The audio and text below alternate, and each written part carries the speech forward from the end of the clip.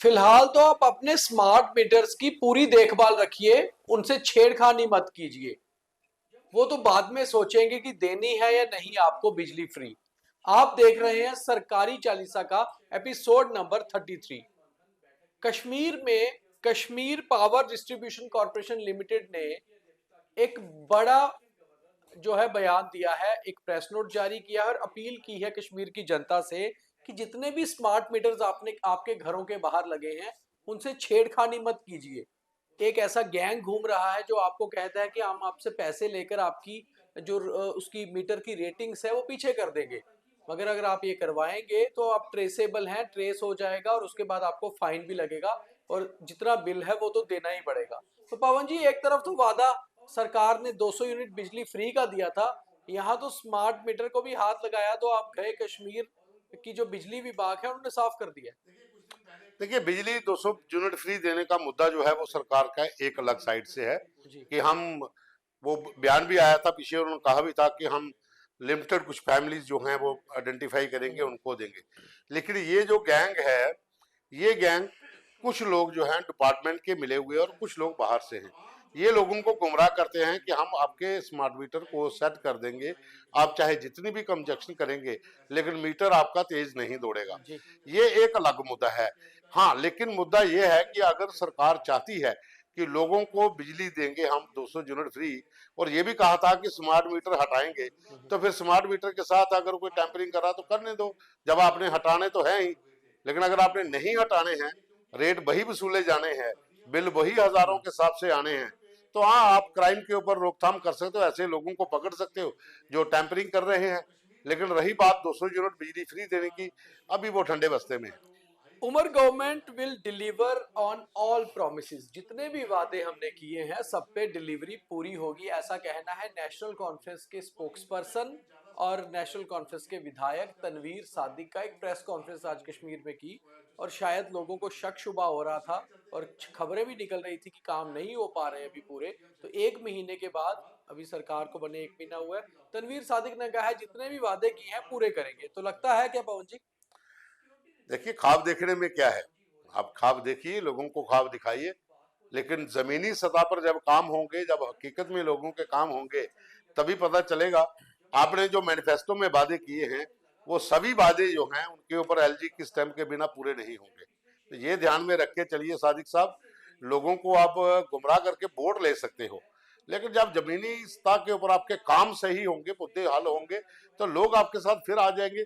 लेकिन ये इतना समझ लीजिए कि जम्मू कश्मीर ठीक ड्यूटी है, यहाँ पे इस समय जो पावर्स हैं वो लिमिटेड हैं, और जो भी मुद्दे आपके मैनिफेस्टो में हैं, मुझे नहीं लगता कि बिना एलजी की स्टैंप के आगे चल पाएंगे। सर्दियों में भी सियासत को कैसे गर्म रखना है ये महबूबा मुफ्ती बेहद अच्छे से जानती है। जहां वो लगातार पिछले कुछ दिनों से बयानबाजी और एक्स पर भी लिख रही थी नेशनल कॉन्फ्रेंस और कांग्रेस की सरकार पर कटाक्ष करते हुए, आज उन्होंने बीजेपी पे सीधे निशाना साधा है एक ट्वीट के जरिए। महबूबा मुफ्ती ने करीबन एक पैराग्राफ का ट्वीट लिखा है और आखिर में उसका ट्वीट का क्रक्स है प्योर पॉइजन। उन्होंने प्योर पॉइजन यानी कि प्योर जहर, ये किसको कहा है? उन्होंने कहा है कि झारखंड में जहां चुनाव चल रहे हैं, जो बीजेपी की एडवर्टाइजमेंट आ रही है वो एक तरह से जहर है। उन्होंने बीच में अपने ट्वीट के ये भी लिखा कि जहां मुस्लिम मेजॉरिटी स्टेट जो जम्मू कश्मीर जैसी स्टेट ने भारत का साथ दिया, तो उसको देखते हुए बीजेपी को ये देखना चाहिए कि भारत में सभी धर्म रहते हैं और इस तरह की एडवर्टाइजमेंट नहीं देनी चाहिए। एडवर्टाइजमेंट दी गई झारखंड में और वहां पर भी अच्छे खासे मुस्लिम में जो लोग रहते हैं, मगर महबूबा मुफ्ती को यहाँ तकलीफ हुई और यहाँ से उन्होंने ट्वीट किया है। दीपक, हमास कहाँ का संगठन है? इसराइल, जी। लेबनान। जी। जब वहां पर उनका नसरुल्लाह मारा गया तो महबूबा यहाँ पर बयान दे रही थी, ये तो झारखंड इंडिया में है। तो अब कहानी ये है कि किसी न किसी तरीके से अपने आप को आगे लाना है, लाइमलाइट में रहना है, ऐसे मुद्दे उठाने हैं ताकि मीडिया की अटेंशन मिले। और साथ में आप झारखंड में बटेंगे तो कटेंगे, ऊपर सियासत कर रहे हो, तो जो चुनावों में आपके प्रवचन थे, जो शुद्ध प्रवचन आप बोलते थे, क्या उससे लोगों को कोई दिक्कत नहीं होती थी? वो भी बांटने वाले ही थे। लेकिन वही है ना कि बात, जो खुद हम करेंगे वो सही, जो दूसरा करेगा वो गलत। उधमपुर के रामनगर इलाके में कल देर रात एक बहुत ही दिल दहला देने वाली घटना हुई। एक दामाद ने अपनी ही सास की हत्या कर दी। वो नशे में धुत अपने ससुराल पहुंचा, कुल्हाड़ी साथ थी और वहां जाते ही सास पर हमला कर दिया, जिसमें कि सास की मृत्यु हो गई।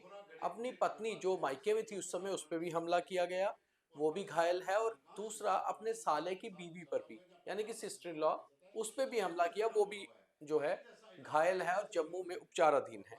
पुलिस ने भी 12 घंटे में मामला सुलझा लिया और सुरेश कुमार नामक आरोपी को गिरफ्तार कर लिया। मरने वाली जो सास है उनका नाम शांति देवी था और उसकी पत्नी का नाम ललिता देवी, जबकि सिस्टर इन लॉ का नाम अंजू देवी। वो दोनों घायल थे।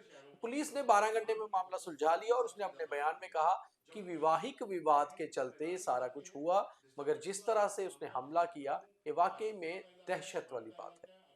देखिए, इसमें इस तरह से कह सकते हैं हम कि जो इस समय समाज है, जिस तरह की विसंगतियां इस समय समाज के अंदर हैं, किसी न किसी तरीके से घरेलू विवाद जो है वो उस चरम सीमा पर पहुंच जाते हैं, तब इस तरह के कदम उठाए जाते हैं।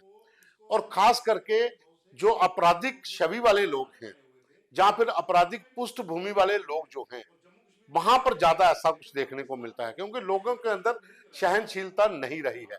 हाँ, अगर पारिवारिक विवाद जो रंजिशें चल रही हैं उसमें इस तरह का कदम अगर आप उठाते हो, आप तो दो घरों को तबाह कर रहे हो, अपना भी और दूसरे का भी। अगर आपका ससुराल है, आप तो अपने परिवार को भी खो रहे हो उसके साथ, और ससुराल जो आपकी वाइफ का घर है आप उसको भी खो रहे हो। तो कहीं ना कहीं ऐसे लोगों के लिए ये एक अकेला रामनगर का वाक्य नहीं है। बहुत सी जगहों पर ऐसा होता है जहां पर दामाद को पीटा जाता है, जहां दामाद की ओर से बहू बीवी को लेने गया है तो वहां पर वो अटैक कर देता है, या फिर लड़की को जो बहू अपनी बीवी है उसको कुछ कहा होता है तो उसके ब्रदर इन लाते हैं, वो घर में आके उस पर अटैक करते हैं। तो ये पारिवारिक जो घरेलू रंजिशें हैं, इससे कहीं ना कहीं जो समाज के भीतर बहुत ज्यादा क्षति भी हुई है, और हम बहुत पीछे आ रहे हैं इन चीजों से।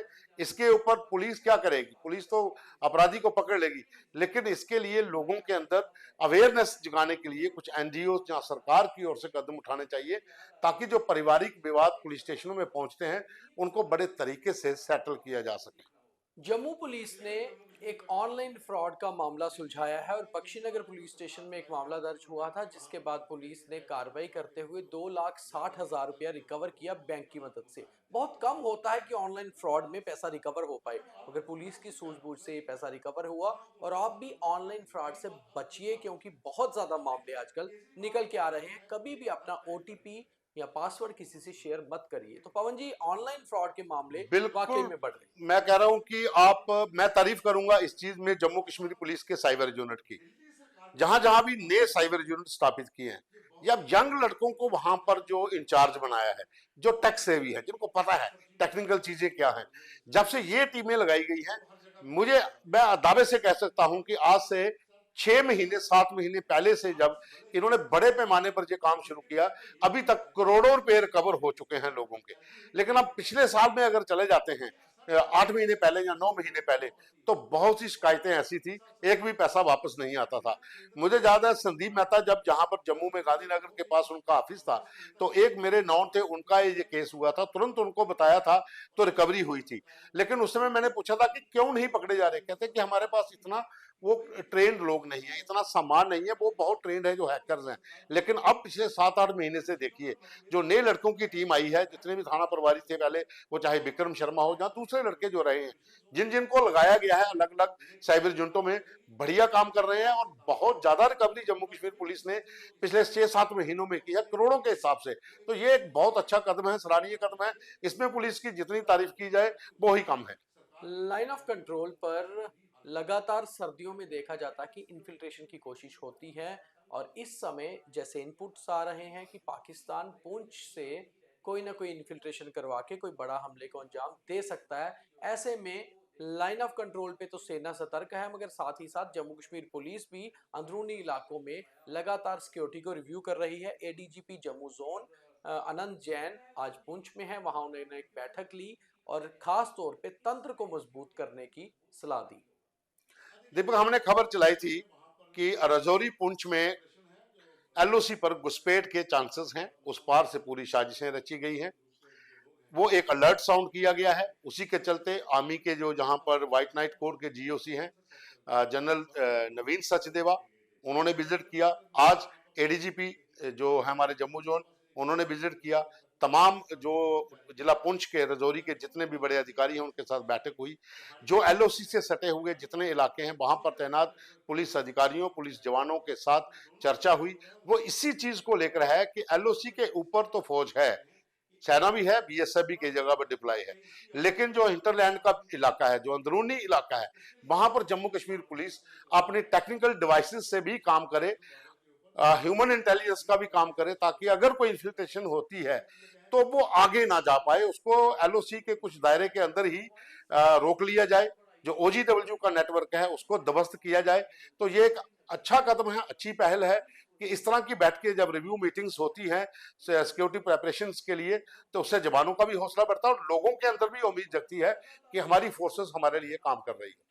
आखिर में बात करते हैं सियासत की। कांग्रेस लगातार एक कमेटी हमने आपको बताया बनाई थी और देख रहे थे कि कैसे हारी कांग्रेस। तो आज पुंछ राजौरी के नेताओं से तारिक हमीद करा ने बैठक की है।